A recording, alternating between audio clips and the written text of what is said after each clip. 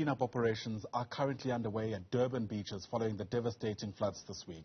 2 tankers, plastics, household items and toys are among the waste that was found in some of the beaches. So we ask, what impact has there been on marine life in the week gone by? Let's bring in our guests. The acting manager at eThekwini Beaches is Jayce Govender. Also joining us is the Director of Education at uShaka SeaWorld, Jone Porter. To both our guests, thanks for your time, and it's lovely to have you on the program. Of course, a large part of the focus over the past week has been on the kind of devastation that's been felt, mostly in residential areas, but we also know that most rivers lead to the beaches. What impact is that having on the beaches that you're overlooking at there? If I can begin with you, Jayce. Morning to your viewers and good morning to our guests. Yeah, a large amount of plastics or polymers and hydrocarbons, which is your oils and your oil products, have washed up onto our beaches. Fortunately, the biocarbons are restricted to an area of about 5 kilometers, but plastics are strewn right across the beaches of KZN, and most of them has come downstream, that been dumped further upstream. And this has landed up on our beaches, and it's caused a major spillage across our entire coastline. This is going to take weeks of work just to move away, just to move off the plastics and then the organic material. So it's a 2-stage working process. First, all the polymers or your plastics will be moved off, because we do not want that to contaminate the sea any further. And then we'll move on to moving the your vegetation or your organic material off the beaches. Yeah. And, Jone, of course, we're dealing with this in a context where there were always concerns about the levels of pollution in some of the country's beaches. To what extent do you reckon something like this has actually scaled up the problem and moved it in towards perhaps crisis territory? Thank you, and morning to everybody. It is very disturbing to see. I have never seen it at this scale, ever. It's massive. I think what has been absolutely amazing is the city's response, all the different NGOs' responses. They have actually been working hard, given that people still have homes to try and put together. There have been so many people on the beaches helping to clean up. We had a little window last week that helped us get rid of some stuff that could be recycled. This is at so many levels. So you have chemicals that have come down. You have massive rivers that are coming down, that are still coming down. So you have chemicals that are coming down from all sorts of areas.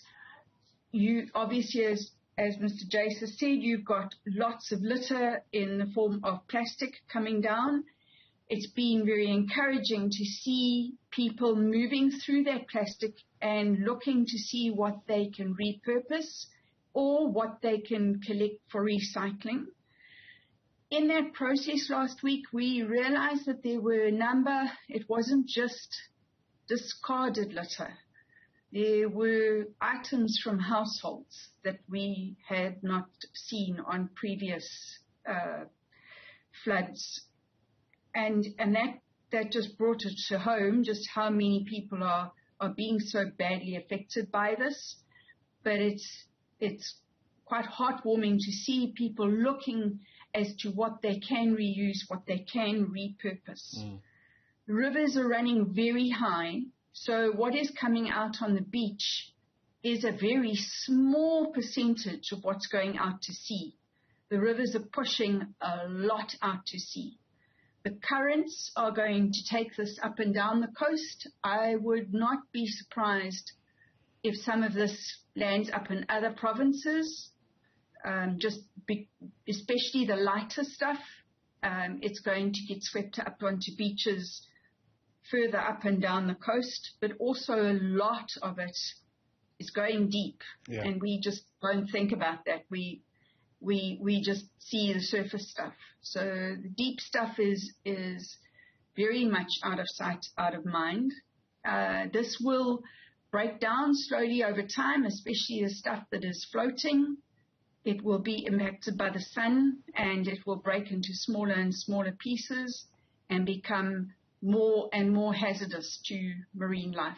So we're just encouraging everybody who's out there to collect as much as they can. This is our opportunity to stop some of it going into the sea. And Jane, let me stay with you briefly. Do we have the mechanisms to be able to track what impact the debris that we can't see with the naked eye is having on marine life? You know, because again, most people are, as you rightly pointed out, tracking what is visible, what is perhaps even tangible, but the impact, of course, is far more reaching than that. If I could refer back to 2017, when we had that nurdle spill in the Durban harbour with the big storm, we were able to track those nurdles with citizens literally up to Mozambique and right the way around to the west coast. So I don't see this being too much different as the stuff gets smaller. And even the very light stuff is going to be taken, and it's going to get taken and put on beaches which are not marine protected areas, where there are not too many people. So they're marine protected areas for animals and plants. So this will be going into their homes. By the time it gets to a fair bit smaller, so you have two major threats. You have ingestion, where animals are eating the stuff, mistaking that it's food. You also have entanglement, and I think a fair amount of stuff is going to cause entanglement. And the challenge is that you don't really see that. You see the odd instance of that because it happens out at sea. So it really is a case of out of sight, out of mind, unfortunately. Yeah. Jayce, let me bring you back into the discussion, and it's a morbid question even as I think of it. We are coming across families who are literally waiting for their loved ones' bodies to wash up somewhere because they believe that they may have been caught up in some of the overflowing rivers, as it were. Do you know how to respond to a situation where perhaps you have to deal with the body that's been washed up at the beach? I mean, is that something you've come across?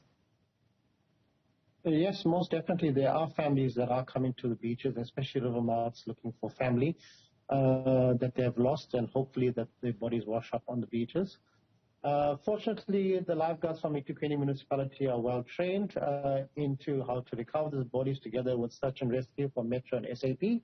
And the staff on the ground are also trained in how to deal with the families and how to comfort them and get them the necessary help that they need through this trying time. So, like I said, lifeguards and all the personnel are well trained to handle situations like this. Yeah.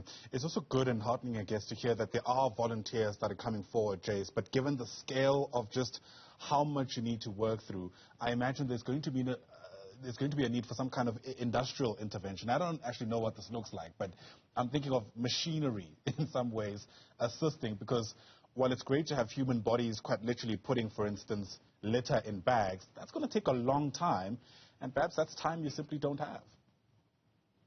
Fortunately, the day after the heavy rains, the authorities, especially the municipality, Department of Fisheries, Department of Environmental Affairs, and also some of the polluters like SAPREF that came on board immediately to start the mop-up operation. At first, the day after the flooding, we had people on the ground assessing the damages, and the very next day, there were people on the ground. Not only people employed by the municipality and government spheres, also the residents came down in their numbers. So it's been successful so far. We've moved about 30% of the plastics off the beaches. But as my colleague was stating, we do not see most of the plastic gets washed out at sea. So we are only dealing with about 10% of what actually gets washed out. But nevertheless, we got to get together and every day clean up the recharge that we have. So when you clean, on the next tide, you'll have a recharge, which the ocean will push more on. So it's a continuous operation of cleaning up. And with the personnel that we have on the ground and the monitoring system that we have on the ground, the guys are doing a fantastic job. Remember something, these type of events are not a daily occurrence. So no one really plans for it. But when it does happen, everyone comes to the party, gets together, and gets the work done. We're learning as we're going along. And fortunately, some of the companies like SAPREF have come together with spill check onto our beaches. We do have machines at the Sapinga River mouth working and removing some of the debris. So all I can say from the eThekwini municipality side, we have got good support from the public, from companies, and the government spheres have all come to the party to assist. That's good to hear. We're also hearing NGOs stepping in. Jone, before I let you guys go, I mean, there'll be people who'll be watching, wondering when it would be safe to head to the beach, at least those beaches that have been heavily affected by what's actually taking place in KwaZulu-Natal. Is it still a bit too soon to talk about that in a context where, as Jayce mentions, the tide will keep washing on to the beaches, a whole lot more of the litter and the stuff that we can't see yet? So maybe just to emphasize what Jayce has said is that those beaches, the central beaches of Durban, are being cleaned literally every day. The guys are starting very early in the morning. So over the Easter weekend, we had beaches that people could use because the organic material, the big reeds and things had been clumped together and most of the plastic had been taken out. We would love for people to go down to the beach and as part of their day, take a bag with them, take some gloves with them, pick up some rubbish and tie it up and put it near a bin. But I think that the beaches, just use your common sense, have a look when you go down to the beach, see if it looks like there are sharp objects or not. And some of the beaches have come off far better than other beaches. So have a look-see. Right. Thanks very much indeed for speaking to us. Certainly an aspect of the story that shouldn't be lost to us when you consider especially the role that beaches play in the ecology of our environment. Jayce Govender is the acting manager of the eThekwini Beaches. Also joining us there is Jone Porter, Director of Education at uShaka SeaWorld, both of us joining us from KwaZulu-Natal.